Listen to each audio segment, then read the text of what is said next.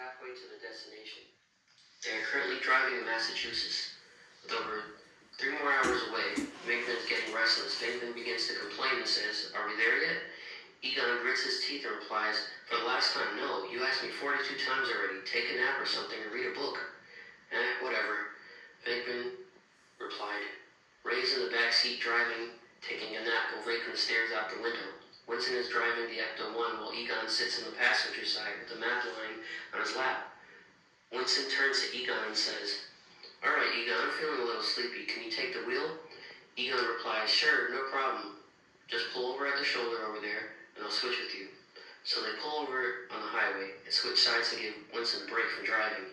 He volunteered to drive most of the way because he enjoys going on long trips and never gets to get out of the city too much. Right before they were about to pull off, Ray's stomach began to groan and he woke up. Ray yawns and says, "Oh boy, I guess I'm getting pretty hungry." Then everyone else's stomach began to groan in unison. Egon sighs and says, "Well, I guess we're all getting a little famished. Peter, will you go to get the picnic basket in the back for us?" Venkman replies, "You don't have to tell me twice." Peter reaches for the basket and realizes it's covered in slime. "Don't tell me," Venkman says angrily. The basket opens up and Slimer pops out. Slimer frowns and everyone looks at him with disgruntled expressions. "Oopsie," Slimer replies. Egon yells at Slimer and says, "I thought I told you to stay back at the station. This whole assignment is in jeopardy now." Venkman replies and says, "Yeah, and you totally ruined our hoagies. I was looking forward to it." Slimer looked at them all with a sad demeanor and felt guilty for tagging along. Meanwhile, back at the Dietz's residence, Lydia is lying in her bed crying.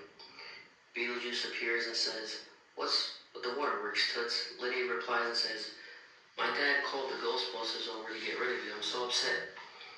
Beetlejuice says, "Oh yeah, I was eavesdropping on your pops earlier. I'm not too worried about them. You can't get rid of me that easily." Lydia replies that Lydia begins to sob again. Beetlejuice frowns, then turns it into a handkerchief. Lydia grabs it and blows her nose. Beetlejuice transforms back into his normal form and he's soaked in mucus. Beetlejuice then says, "Don't worry, Lydia. I'm not going anywhere. I'm ready for them." He transforms into a boxer and starts shadowboxing.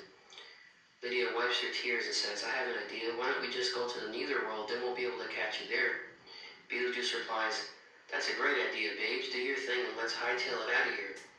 Lydia then says, "Though I know I should be wary, so I ponder something scary. Ghostly haunting, I turn loose. Beetlejuice, Beetlejuice, Beetlejuice disappears. And Lydia's mom busts the door open with a dinner tray in her hand and says, "Lydia, I made you your favorite pumpkin pie." Lydia looks at her with an angry expression and says, "Go away, you ruined my life," and runs out the room. Lydia's mom drops the pie at the side of the bed and leaves the room to follow after Lydia. Beetlejuice grabs the pie and slides it under the bed. He began to eat it and spat it out. Beetlejuice then said, "Gross, this pie tastes like shh." Lydia begins to run toward the front door of her house, and Charles, Lydia's stepdad, is waiting there to stop her. Charles then says, "Listen, young lady, we are not going to have any more outbursts like this in this house. We are going to get rid of this nuisance once and for all, and no buts about it." Lydia then says, "He's not a problem. He's my friend. He's about the only one in this house that makes me happy." She shoved Charles out the way and ran out of the house crying. Charles opens the door and stares at her angrily, then begins to frown. Lydia's mom makes it downstairs and asks Charles where Lydia went. Charles replies, "She just stormed off, honey. I don't know where she went off to." Suddenly the phone rings. Delia answers the phone and says, "Hello, Egon." "Hello?" Egon is on the line and says, "Hello, this is Egon Spangler from the Ghostbusters. I'm assuming this is Mrs. Dietz?" Delia replies, "Why, yes, this is she. Would you like me to put my husband on the phone?" Egon then says, "That's quite all right, miss. I just wanted to inform you that we'll be at your residence in approximately 2.5 hours. We are currently in Massachusetts and we'll be heading there shortly." Delia then says, "Oh, that's quite all right. Take your time. Bye-bye now." Egon replies, "Farewell." Delia hangs up the phone and says, "What a nice man. He's very polite." Charles replies, "Unlike his secretary." Lydia is then seen at the local park sitting on a swing. Her head is down and her thoughts are filled with dread, thinking about what is to come. Lydia then says, "Maybe if I run away, Beetlejuice won't bother him anymore and he'll just be here with me, wherever I go." Beetlejuice appears next to her on another swing and says, "I wouldn't do that. Where are you going to go?" Lydia replies, "I don't know, somewhere far from here." Beetlejuice then says, I don't know what you're so worried about. Those ghost blisters won't be able to get rid of me. I'm the ghost with the most. Lydia then says, I guess you're right. We've been through tougher things before this. There shouldn't be a problem. Guess I'll head back home. Several hours later, Charles is looking at his watch, staying in his front yard. Charles then says, they should be here any minute now. Lydia walks outside to confront Charles. She then walks up to him and says, you're wasting your time calling them. He's not going to leave. Charles replies, we'll see about that. The Ecto-1 siren is heard blaring down the road and pulls up to the front yard. The Ghostbusters all get out of the vehicle and walk towards Charles. Egon then greets Charles and says, hello, sir, you must be Mr. Dietz. I'm Egon Spengler, and this is my team. Have you had any further spectral anomalies this evening? Charles replies, huh? Venkman interjects and says, what he meant to say is, have you seen more spooks today? Charles then replies, oh, no, actually. Egon then says, where did you experience most of your encounters with this entity in this house? Lydia butts in and says, you're not going to get rid of him. He's my friend. He's not going anywhere. Ray takes out his PKE meter and scans Lydia. Lydia glares at Ray and turns her back to him. Ray then says, you must be the one that communicates with the ghost, huh? Lydia stays silent. Egon then says, we're going to need to investigate the house. Do we have permission to go inside? Charles replies, of course. Do what you need to do. The Ghostbusters then load up and get ready to go inside. Winston then says, we're going to need you all to stay outside with your family and make sure your daughter doesn't come in for your safety. Based on what you told us, she communicates with the Spectre the most, so she may become a liability if she's with us. Ray will continue to speak with her while the rest of us go inside. Delia comes outside with a tray full of muffins and says, you must be the ghost catchers. I made some muffins for all of you. Egon then says, thank you, man, but we must make haste. Macon grabs 3 of them from the plate and says, speak for yourself. Ray continues to interrogate Lydia, but she refuses to speak to him. Egon then says, alright, I'll check the kitchen, Winston check the bedrooms, and Venkman will check the basement. Make sure your walkies are ready if you need backup. Ray is still outside trying to get more information. Egon takes out his PKE meter and investigates the kitchen. He gets a faint signal but hasn't encountered anything yet. Winston is looking in the bedrooms and closets. Venkman goes down to the basement and starts to get strong readings. He pulls out his walkie and says, hey guys, I'm picking up something. You may want to come down here. He opens up the door to Lydia's room and the readings disappear. Meanwhile, outside, Ray, being frustrated that Lydia isn't cooperating with him, then asks her, alright, can you just at least tell me its name? Lydia smirks and turns around and says, sure, it's Beetlejuice, Beetlejuice, Beetlejuice.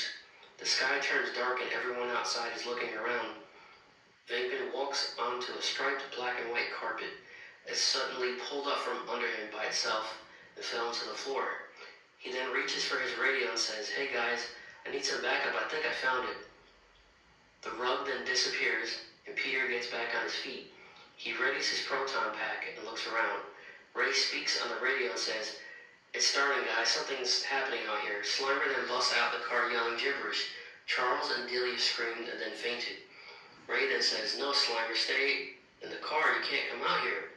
Lydia smiles and says, oh, what a cute little ghost, what's your name? Ray then says, oh boy.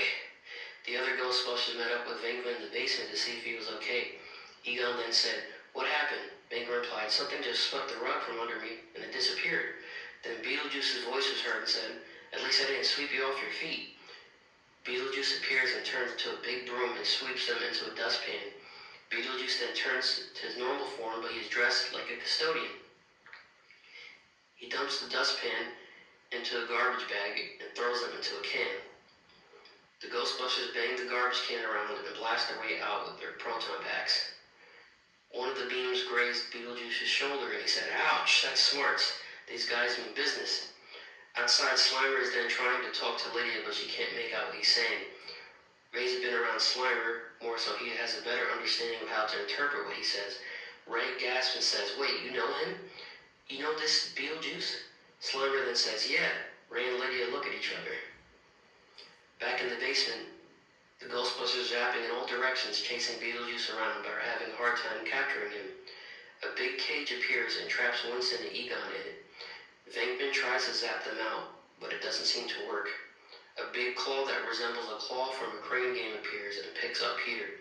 It caught him off guard and he wasn't able to properly hold the proton pack. Beetlejuice walks up to Venkman and says, alright, that's enough of that. Say, you look familiar. You're not Bill Murray, are you? Mencken replies, no, his paycheck is bigger than mine, sadly. I don't suppose you're Michael Keaton. Beetlejuice then says, nope, I'm a lot more handsome. Then the bug crawls out of his teeth. Egon then says, interesting. Beetlejuice turns around and says, oh yeah, how about this? Beetlejuice's head spins around and yells at them. Egon and Winston scream. Peter manages to wiggle his way out of the claw and falls to the floor. He readies his proton pack and manages to catch Beetlejuice in the stream. Beetlejuice screams in agony and the cage disappears. Winston and Egon then zap Beetlejuice in the stream as well. Winston says, quick Peter, get the trap. As Peter was reaching for it, Lydia busts through the door and says, stop! Slimer and Ray were with her and Ray said, don't do it. Egon yells and says, what's the meaning of this? Beetlejuice escapes and was thrown to the back of the room. Slimer then looks at Beetlejuice and says, and he smiles. Slimer then says, Beetlejuice? Beetlejuice looks back and says, Slimer, old buddy, is that you? The Ghostbusters all turn off their proton packs and listen to their conversation. Then Slimer flew over to Beetlejuice and hugged him. Beetlejuice then said, oh man, it's been a millennium. I haven't seen you since my college days. Lydia says, college days? You went to college? Beetlejuice replies, yeah, we went to the Gold School Booversity. We used to be the best of buds. Then we kind of went our separate ways after we got kicked out. Beetlejuice transferred to a boot and makes a kicking motion. Egon then says, fascinating. I would have never guessed. Anyway, Mr. Beetlejuice puts his finger on Egon's mouth and says, don't say the B word. Winston then says, alright, so you're college buddies, that's cool, but we still got a job to do. What are we going to do now? Mencken then says, maybe we can strike a deal. Ray says, yeah, that sounds like a good idea. What do you say, Mr. B? Beetlejuice then turns into a giant ear and says, I'm listening. Lydia interrupts and says, how about this? Why don't we just pretend he was captured and Beetlejuice promised not to show up in front of my parents and scare them? The Ghostbusters look at each other and they all look at Beetlejuice. Beetlejuice sighs and says, yeah, I suppose. Lydia says, do you pinky promise? Lydia raises her pinky towards him, waiting for his response. Beetlejuice groans and then does the same thing. And they lock their fingers together. Beetlejuice secretly crosses fingers behind his back. Lydia then says, okay, so do we have a deal, guys? Will you leave Beetlejuice alone and let him be? Egon then says, I suppose so. We will come back if we have to. You better keep your promise or you'll hear from us again. Slimer squawks in excitement and speaks gibberish. Beetlejuice replies and says, sure, buddy. I'll give you my cell phone number before you leave. Maybe I'll visit you guys in the Big Apple sometime soon. A few moments later, the Ghostbusters are seen speaking with the Dietzes, explaining to them about what happened, but were withholding the truth. They were holding an empty ghost trap, making them believe Beetlejuice was apprehended. Charles then says, thank you so much. Now I don't have to consult my therapist anymore and stop taking medication. Egon replies, I wouldn't advise that. Charles then says, anyway, how much do we owe you? Egon then says, I'm feeling charitable today, so it's... With everyone's facing Egon's direction, Egon noticed that Beetlejuice's face was part of the house and looked at Egon and smiled. Lydia's looking at the house too, and she smiled as well. Egon continued on and said, it's on the house.